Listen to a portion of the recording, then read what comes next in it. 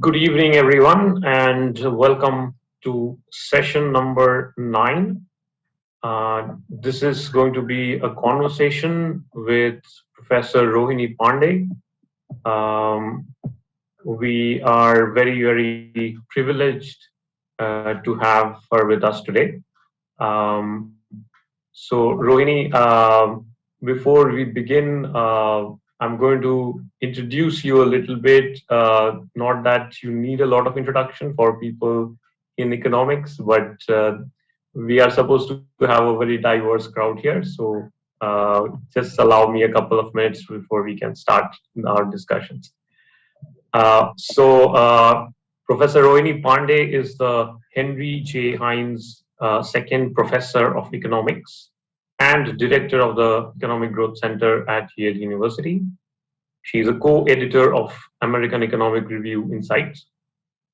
Professor Pande received her PhD in economics from London School of Economics, and she has BA and MA degrees from Oxford University.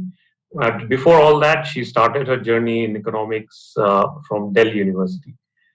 Rohini's research is largely focused on how formal and informal institutions shape power relationships and patterns of economic and political advantage in society, particularly in developing countries. Her most recent work focuses on testing innovative ways to make the state more accountable to its citizens, such as strengthening women's economic and political opportunities, ensuring that environmental regulations reduce harmful emissions, and providing citizens effective means to voice their demand for state services.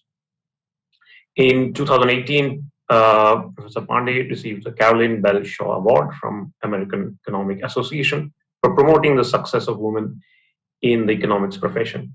She is the co-chair of the Political Economy and Government Group at Jameel Poverty Action Lab. This is JPAL.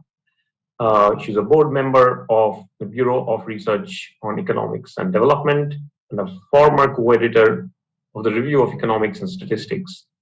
And before coming to Yale, Professor Pande was the Rafiki Hariri Professor of International Political Economy at Harvard's Kennedy School, where she co-founded the Evidence for Policy Design.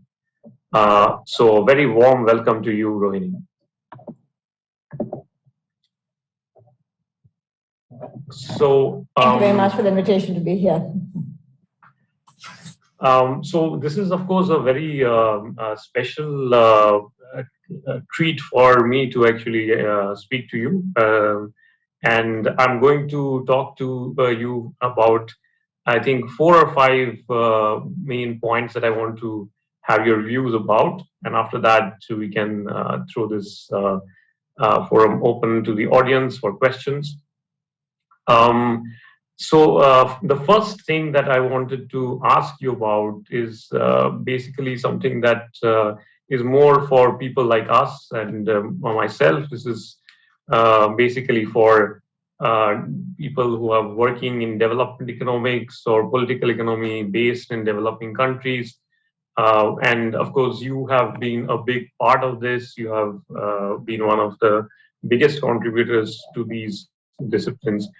And I still remember that my first course in empirical development, we were taught your paper on dams, which sort of was like an introduction to us. And one of the things that I wanted to ask you for a long time is how you actually figured out or how you actually found the instrumental variable in that case. But leaving that aside for a bit, what I would like to, what I would like to hear from you really is that how do you see the evolution of this discipline over the length of your career? Because when you started off, we were in a different world. There were not too many smartphones. Now the whole world is completely different. We were looking at empirical development in a certain way at that time. Things like instrumental variables were super important. Nowadays, methodologically also, the profession has come a very long way. So one of the things is perhaps that we have perhaps methodologically evolved as well as theoretically we have evolved. Is the discipline now much more relevant to the problems that we try to address?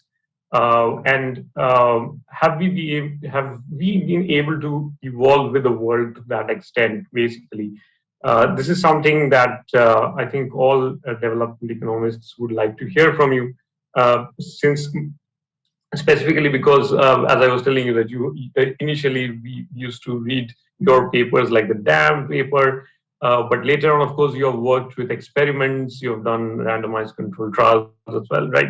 So this is a sort of a discipline-wise question for you. So please go ahead.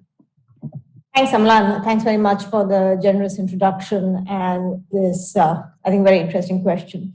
So let me take your question in some ways further back to well before I was a development economist, to really thinking about when development economics as a field emerged, which is something I've been thinking about quite a lot recently.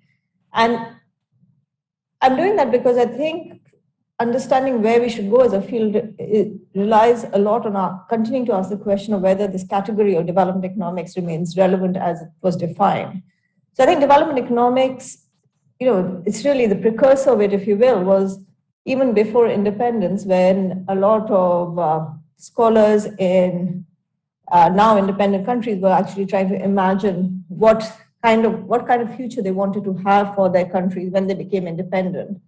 And in a lot of cases, that was very much linked up to notions of rights, of equality, of issues of, say, universal suffrage for its citizens.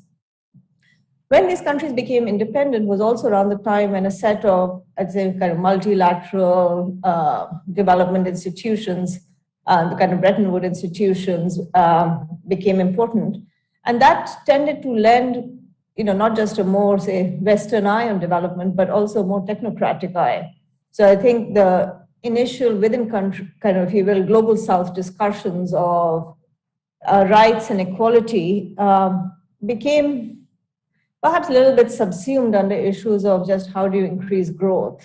And, this is the time of people like, Rosenstein Rodan or others who are really trying to think about what does it take to make newly independent countries look like, if you will, today's rich countries, and a lot of focus on thinking about, issues like how to increase investment. Alongside, I think, in economics, development economics in the 60s was a field that asked a lot of questions. If you read a lot of the early work, I don't think it felt necessarily very linked to economics relative to, say, political science or sociology. And that was one of the positive and not so positive issues that happened over the next few decades. And certainly, I think is reflected in the questions you're asking. The question, the way you posed it to me, is that development economics became much more mainstream. So, we started perhaps asking the same questions of why countries remain poor or why individuals remain poor, but it became a much more technocratic field where we would use and be judged by the same standards as the rest of economics. And I bring that up because I think today the issues that face a lot of lower income countries, certainly countries like India, I think hark back to issues of inequality as much as they do to issues of growth. I mean, you mentioned, for instance, smartphones.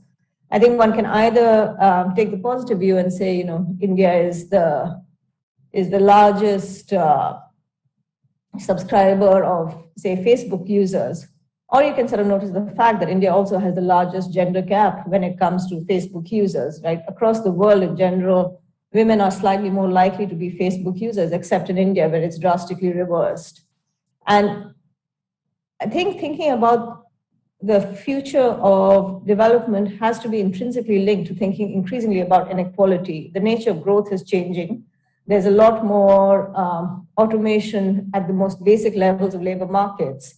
And so it's unclear we're going to see sectors like manufacturing or even services that was proclaimed in India to be the big growth sector, increasing growth. We've seen through the pandemic, like in many other countries, inequality rise in India.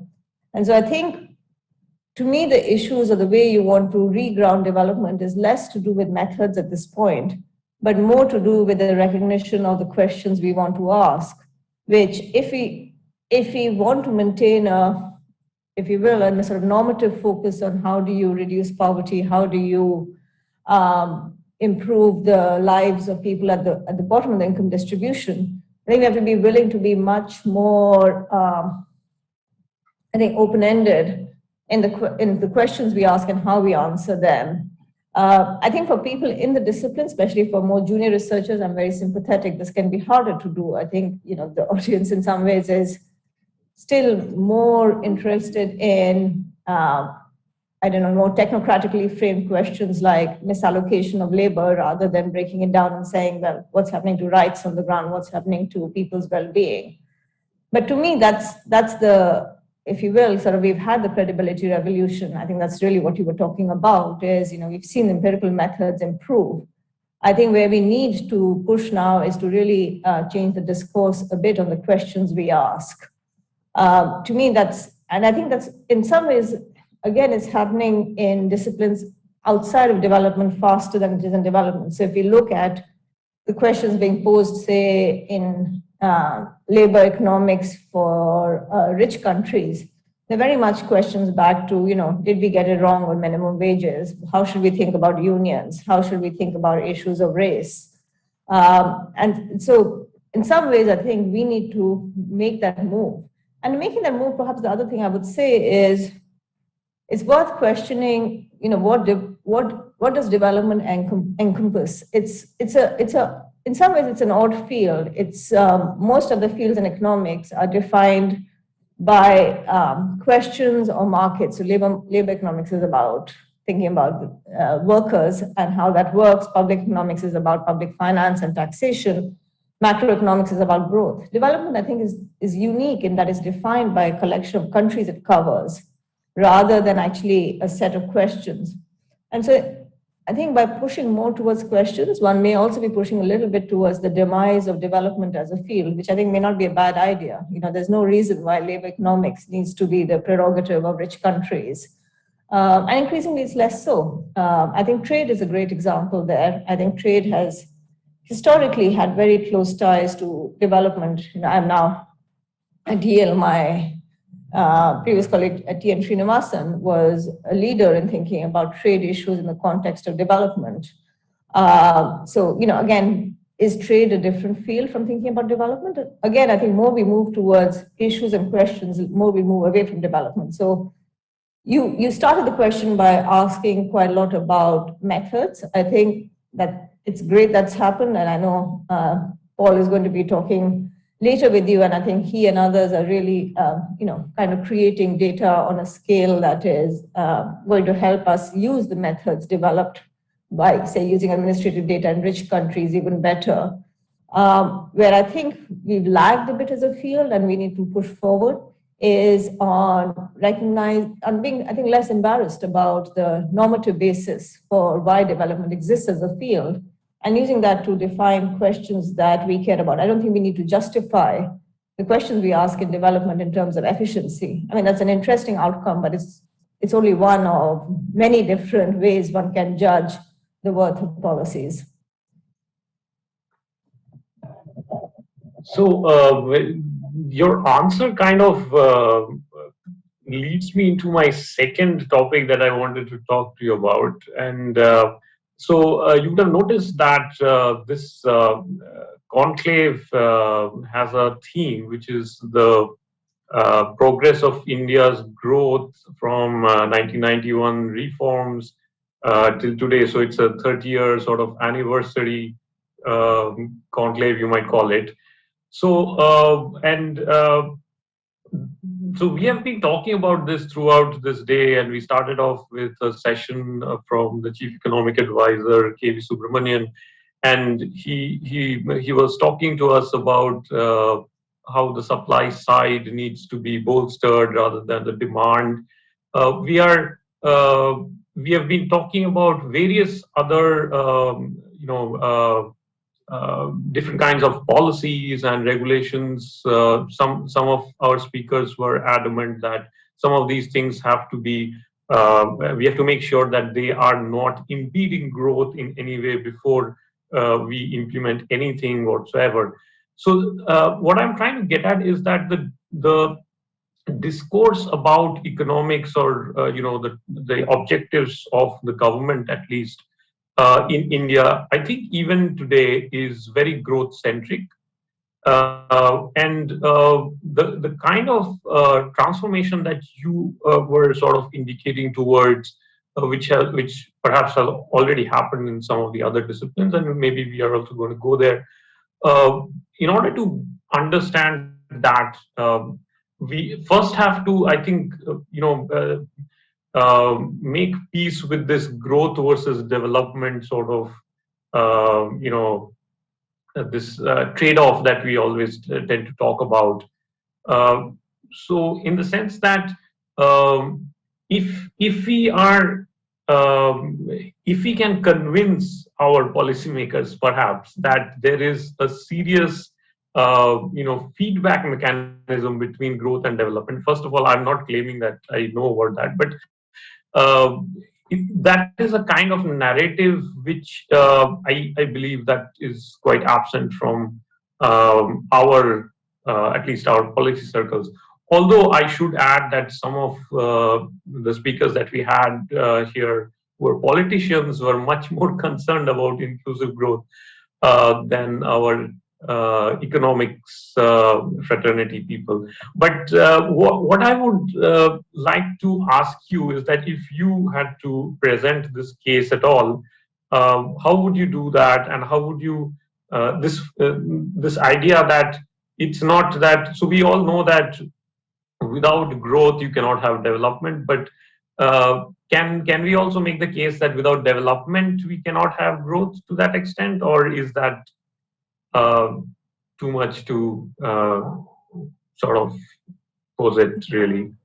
No, thanks. That's a very thoughtful question, and I think many people would say growth is development. So it's sort of tautological. I think one way to think about it is to really focus in on growth and ask how the nature of growth has changed. So one thing that we have seen in the data, my ex-colleague, Professor Danny Roderick, for instance, has done quite a lot of work on it, is that very much where economic growth comes from is changing. So if you think about, which I think is often how the narrative was set, is if you think about the Industrial Revolution in the UK, that was a point in time where the move from agriculture to manufacturing meant an increase in a very significant number of jobs. And that nature of growth meant that it may have been slightly disequalizing, but it was a tide that lifted many, many boats. If you fast forward to India even before COVID, and again here, my now colleague Fabrizio Zilobotti and Michael Peters have some very nice work on it. They show that in India, which I think is not doubted at all, growth was largely service driven. But when you look at where the benefits of that growth went to, it was largely urban focused and the higher income distribution. So actually the gains that happened in India, even during the boom periods for the poor, came still from agriculture.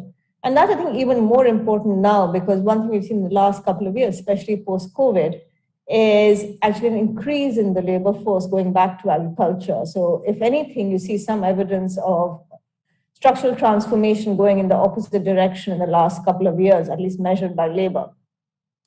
So when we talk about increasing growth, I think you have to do that in the context that the nature of growth, the link between growth and labor markets is increasingly weakening. It's no longer the case that the way you increase growth is also something that automatically raises a lot of people out of poverty and gives them jobs. So I think the first thing to recognize is that one may want growth, but you have to recognize that growth itself is not going to redistribute a lot to the poor. So either the one needs to directly pose the question of, if you want to have growth, what kind of redistribution you want to have. The other question, of course, is there a different model of growth? And here I'd say there's some evidence, both from the trade literature. So for instance, Penny Goldberg and Tristan Reed have some important work on this recently on arguing the role of the demand side. So in a country like India, one of your biggest kind of benefits is the fact that there are many, many people, right? And so you can actually, if you have a reasonable middle class with purchasing power, you can actually look for the demand side to actually increase growth. And again, thinking about this at the kind of micro development level, at least multiple of the kind of cash transfer style papers have made the point that cash transfers, if done at a very large scale, relatively large amount, can actually have a demand side multiplier effect of increasing how much is demanded, and that could increase growth. So I think there's also an argument that, investing in the demand side, investing in citizens' purchasing power can itself increase growth and may be essential at a point in time when we see the value of global supply chains reducing. And India has never been a country that's had high exports. India has, Geeta Gopinath has made this point repeatedly in her work, that India has very, very low rates of export. So in any case, even for growth, you're going to have to rely on someone buying those goods. And if most of the population doesn't have the ability to buy those goods, you're just not going to get growth. So I think, one could make, if you will, a very, I'd say, transactional argument that says you need development for growth.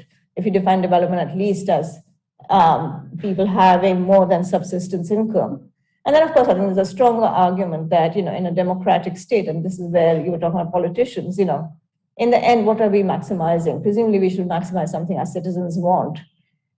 It's not clear this nebulous quantity of growth is what people want. They certainly want less inflation. They want prices of fuel to be lower. And they want, ability to their children to be able to go to school, to have health care. And all of those require not just a state, but also require a state that's undertaking redistribution. So I think, you can make the argument, just to summarize, I think you can make the argument at least in three ways. The first is that the nature of growth is changing. It's not going to, in itself, be particularly redistributive. And so to the extent we first had said we lionized growth, it was for that reason. And that, I think, has just disappeared for technological reasons. The second is that even if you want growth, you're going to need, in a country that is not very reliant on global supply chains or export markets, you're going to need much of the local population to be able to demand those products, for which you need some amount of purchasing power among them. And the third is, in the end, in a democracy, the government and policy should respond to what citizens want. And I think what they want is what I often talk about as a state that's able to respond to institutional poverty. The fact that much of what restricts the access to resources to the poor is an ability to reach, good institutions. So the second point that you made about India's exports never being too big, and that sort of leads me to a follow-up question on this, which is that there has always been this expectation that we are going to make a sort of a China-style development process, or actually, I shouldn't call it China-style. Lots of countries have followed this, which is a manufacturing-led growth, which is going to be driven by exports of, at least in certain sectors.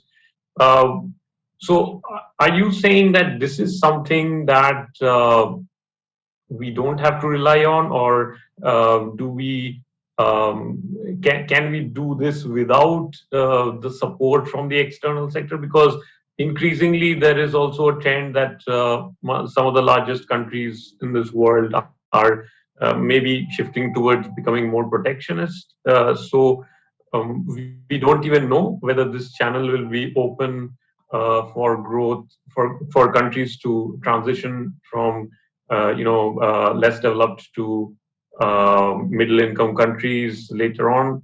And of course, with the trade wars, which were just going on a few years back, I would say months back, and this is an environment which is very uncertain to sort of rely on this path to rely on growth for.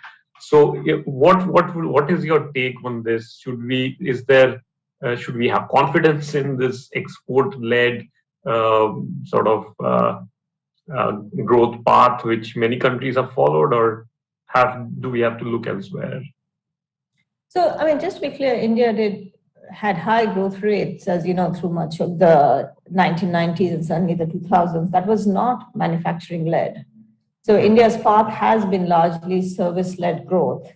It has had companies like Infosys or Tata Consulting, and it has, exported, if you will, people and the skills they bring in order to get returns. So, it's not clear whether manufacturing has ever been such a large base. The thing that has changed about manufacturing as a sector is just this increasing automation. Now you could say, well, India shouldn't need to automate. We have lots of labor. The issue is if you want to enter global supply chains, you have to enter with a certain level of quality certification, which requires you typically to upgrade to that level of automation. And that's, I think, the reason why people like Professor Roderick and others have talked about this premature deindustrialization, that countries, if they want to enter export markets, are not going to be able to rely on, large amounts of labor. So the Bangladeshi garment industries have to increasingly be using, vacuum press to have clothes stitched rather than, the kind of notion we would think of women with hands. And that's, I think, and again, I think India's biggest advantage is that it is a very populous country. It is one of the few countries that can actually imagine trade within the country increasing growth. I mean, it's like saying Britain exporting and importing with Germany is perhaps similar to, the southern Indian states exporting to the North Indian states. But for that, you need purchasing power within the country. And so I think that's, given, as you said, everything that's happening, both the change in the nature of technology and the fact that export possibilities perhaps are reducing as countries turn inwards a lot more, means that developing, a robust middle class may well be India's best strategy, which requires not ending up with a K-shaped recovery, which is very much where India seems to be headed right now. Right. I do have two other things that I really want to talk to you about. First of all is your work in gender-related issues, and specifically, I want to ask about the extensive work that you've done on affirmative action, as well as the role of mandated leadership change in where you change the gender of the leader to sort of create a different effect. So I think so. Is it correct to say that the most important effect of affirmative action in favor of the female gender here is coming through from change in from a kind of a role model effect? Is that what you see from your research, or what? If you could just give us a brief sort of overview of what channels you find to be most effective here. Sure. So, I feel like every time when people talk about gender, they always talk about women. So I think maybe it's useful to talk about men, because I mean, if something restricts women, and by definition, in some ways, it's also restricting men. So I think thinking about the context specifically of India, what we see in the data is declining female labor force participation throughout the period of growth. Importantly, we also see that this does not seem to reflect women's preferences. So I think if you just, in the NSS 2011-12 data, you just take the fraction of not working women who said they would like to work for a wage if the wage was available and they were able to access it, you would increase female labor force participation by something like 78%. So, given that the early 2000s seem to have had lots of growth and opportunities. Women are getting much more educated. And they state a preference to work. So why are they not working? And a lot of that, I think, comes back to thinking about who is restricting their work, which as a group, I mean, certainly not any specific person, but as a group, it appears to be men. And so, the question is why men, I think, and interestingly, especially, why are poor men often keen to uphold normative constraints? And one could say, maybe some of it is misperceived beliefs, in which case, as you said, the role model effect might be important. So if women become leaders through, say, affirmative action, and men realize that women can be good leaders, they will change their views, they will invest in their daughters, they will encourage their partners to go out and work. So that's a very nice story, and that might sometimes be true. And certainly that's one of the ways the role model effect works.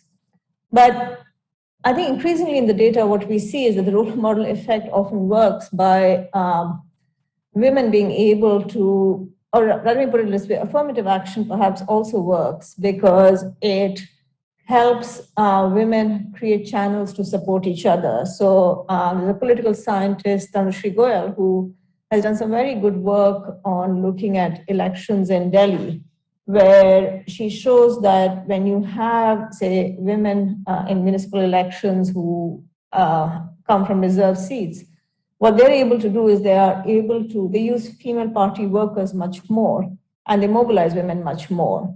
So I think the role model effect is certainly somewhat at work, but I think if you start to look at the pathways, I think very often it's actually about the extent to which affirmative action gives women power and an ability to reach out and coordinate with other women. That's important. I mean, Soledad Perleman also has work on rural Madhya Pradesh, showing that another way you can think of women leadership roles in India being important right now is through self-help groups. And what it does, it gives women a space to coordinate their preferences outside the household. That's why women are largely often part of households, they're not working. They don't have the workplace where they can coordinate with others. And so again, to the extent that women leaders, for instance, maybe it becomes more acceptable for women to be in public spaces, they can then coordinate and demand things like say liquor bans. So I think of role model effects as sort of a catch-all term. So you can say, yes, more women get elected, it seems to change aspirations, it changes beliefs. But I think increasingly, I think some of it is actually wresting away power from a group that often benefits from restricted access of women to labor markets. And I think it's particularly important right now. I think as we're coming out of COVID, labor markets are struggling to recover. In our data, we've been following a group of migrants who were hit by the lockdown and had to go home. It's a gender-balanced panel of migrant workers who went back to rural areas. And what we see is women's ability to re-migrate is just much, much lower. And it's caught up with things like being, constrained by domestic duties. So again, I think at this point in time, I think affirmative action is great, but I think we also just have to figure out how do we, in a time when resources are scarce, how do we prevent norms from becoming a way to prioritize men?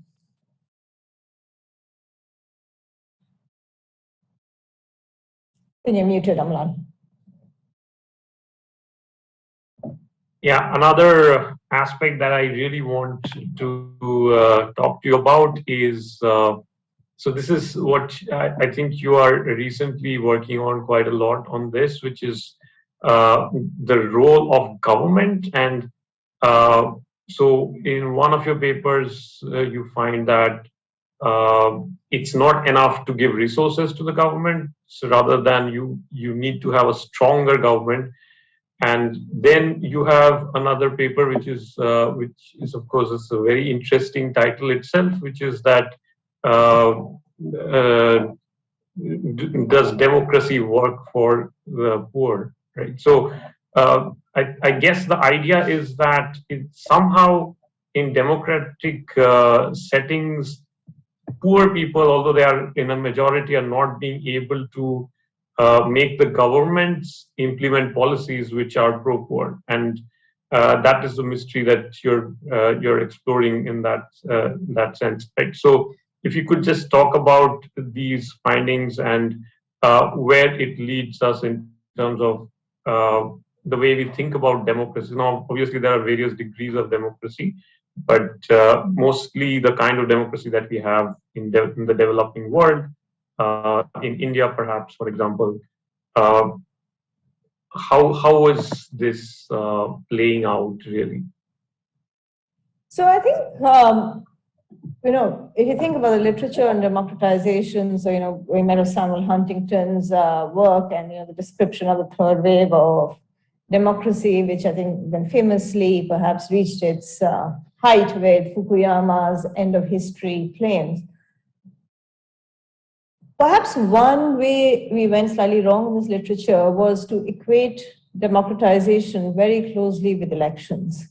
So I think and I think, for instance, in India and many other countries, the way we talk about India being the world's largest democracy is to say, look, we have elections and they seem to largely be free and fair. But elections in itself are not even if the poor manage to get out and vote, who they vote for is restricted, for instance, by who the candidates are, right? And we know increasingly just how much money is spent on elections in many countries, including India. So if you think I can get to the polling booth, I can vote, but I am restricted to the candidates put forward. And if those candidates have objectives that are very different from mine, all of them, then I'm choosing between a set of people, none of whom match my preferences. And then after elections, if I'm in a place where the media is not doing a great job reporting, or I don't have access to media, or with WhatsApp and social media, there's a lot more misinformation. I can't particularly hold them accountable because I actually don't know what they're doing. And they know that, and then they have preferences that differ from mine. So I think mostly what we've learned and what we are seeing increasingly, for instance, in the literature of democratic backsliding, is it's a mistake to think of a vibrant democracy only in terms of whether you have free and fair elections. A democracy is a set of multiple institutions and extends to things like the media, the judiciary, other aspects. And if those are unable to function, if we do not have sufficient information going to citizens, then any political economy model of democracy that you can see will not work well, because it's just not going to provide the information needed for citizens to hold their politicians accountable. So I think again, coming back to this theme of institutional poverty, I think it holds as much for democracies. One of the great things recently is we now have improved data on what is known as the varieties of democracy. So there's the group in Gothenburg who's putting out very detailed data on varieties of democracy that measure democracy across multiple dimensions. And I think that's incredibly important in order to then be able to think about how do you strengthen different parts of democracy? How do you strengthen even the informal institutions like who goes for political rallies or meetings to underlie that? But largely, I think we have to get away with our fixation, and also the fixation of very often aid agencies, to think that democracy is done once you have free and fair elections. So, in Afghanistan, we put all their money on election monitoring. But actually what was going wrong was something much deeper than election monitoring. So if we move away from this notion that democracies and elections are pretty much equivalent, where do we or how do we define institutions of democracy in that sense? So one of the things that all elections, for example, try to ensure is that you can't buy votes, right? But at the same time, we know that the set of candidates will have to have a certain amount of resources to actually be candidates and credible candidates. On one side, we are trying to sort of make sure that it's free and fair. We don't need to, we need nothing to actually have the right to vote. There is no restriction whatsoever. On the other hand, your choice set, as you said, is basically restricted, and there might be economic aspects to that, right? So the very fact that you are a candidate could mean that you either enjoy certain social capital or monetary capital which you can use. So is this sort of so if we want to get to the sort of the theoretical democracy where we are just sort of aggregating signals from everybody and choosing the correct person, do we perhaps have to think about restricting how the candidate set is also constructed in future? Should we think about something like that? So I think the point you're making, which is an important point, is that what matters is gatekeepers, right? Who are the gatekeepers in different levels of who gets nominated within parties, who gets put forward as candidates.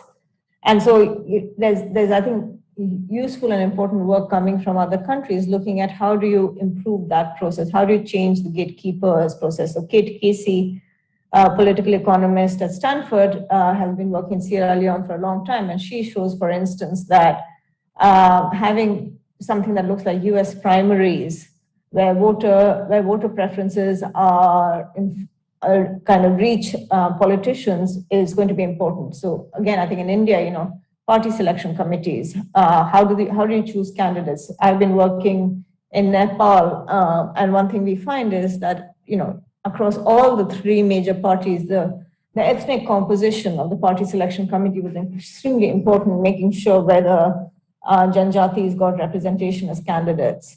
Another thing that I think from the US we know well, so it's not necessarily about developing countries, is campaign contribution limits. The extent to which people can actually directly influence elections through money matters. And I think in India there's a vibrant discussion going on about electoral bonds. How should they be allowed? What kind of disclosures you need on that? I think these are the bread and butter of what makes a good democracy, is the extent to which the process within parties is you shine a light on it. And it's going to be the case, I think, in many of these countries that parties remain extremely important precisely because of the kind of resources required. You're not going to have a lot of independent candidates who can challenge the system. And that brings the case of regulation. I think you need to regulate to some extent how parties select candidates. That's very hard because these parties are the ones sitting in parliament, so they're not going to necessarily pass laws on themselves. And so you need some amount of citizen activism. In the US, some of it comes in this case right now negatively, often from courts. But I think that's the kind of issues we need to be thinking about. But I think we need to recognize that gatekeepers are incredibly important. Yeah, so I think I'm almost out of time. So I'm just going to check if I have any questions. So let me ask you one last question about another of your papers. So this is where you have, so I think this is a chapter that you contributed to in the Handbook of Field Experiments, where you reviewed literature on personnel economics, and you presented some stylized facts there, like the wage differential between the government and the private sector in the developing world, and how that is different in the richer countries. Could you please explain why this is important and why is this particular to the developing world? So I know we're almost out of time, so we'll keep this very quick. I mean, I think in the end, the government is made up of humans, right? So it is a human chain from who we elect, who they delegate responsibility to. And I have a colleague, ex-colleague in Kennedy School, Asim Khwaja, who first trained as an engineer and always said, the good and bad of economics or the state is that if you did physics, atoms are very easy to predict. And so, if you think of this as completely technology driven, which many people do when they start thinking of digital methods, they're like, oh, we can just come down with rules and we can decide how it works. But people are tricky. And, they have incentives that you can't completely control. They do things you don't expect. They're emotional in some ways. They have all kinds of biases. And so I think understanding motivation of those who make up the state has to be central for thinking about how the state works. All right. Thank you so much. I think that's all we'll have time for today. It was very interesting in the sense I just lost track of time, and it's just 45 minutes has gone like that. I really would have loved to continue with this conversation, but we can't do that. So thank you again so much for joining us.